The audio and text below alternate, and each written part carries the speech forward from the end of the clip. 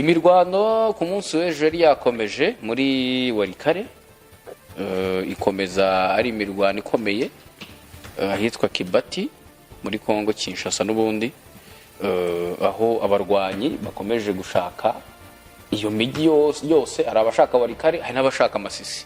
Ubundi naho ngaho hari imirwano, niyo mpamvu ihari. Bamwe barashaka Walikale, abandi barashaka Masisi. Abashaka Masisi na FARDC n'abandi bari kumwe nayo, hanyuma n'abashaka Walikale ni M23 yikuyemo mu minsi ishize. Harya yikuye kwa gatatu mwabushize. Reka mbasuze mwese aho muri hose bakunzi mukurikirana BNews TV, aho muri hose nizere ko mumeze neza.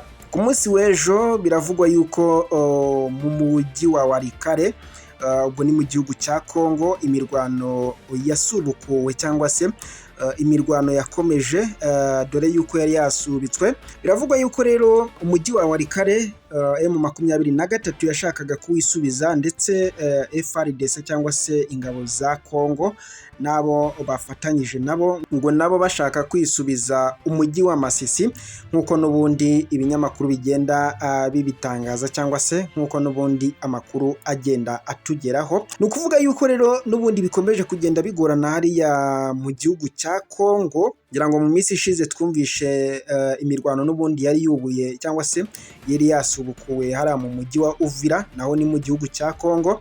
Ariko biravugwa yuko ku munsi w'ejo noneho imirwano yerekeje cyangwa se yasubukuriwe mu mujyi wa Walikale. Ngira ngo nubundi murabizi neza ko hariya nubundi ari ahantu hakunda cyangwa se hahora harwanira ingabo za Kongo, ndetse zirwanya umutwe wa M23 nkuko nubundi amakuru agenda atugeraho.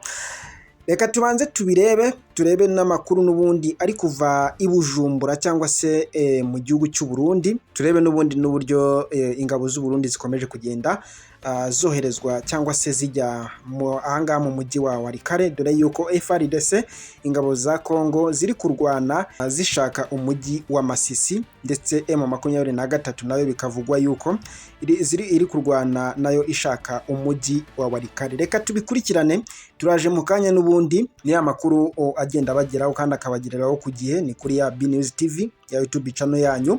Ibuka gukora subscribe. Ndaje mu kanya turebe n'ubundi n'uburyo bikomeje kugenda bitangazwa cyangwa se n'ibindi bikomeza kugenda bikurikiraho. Ciao ciao.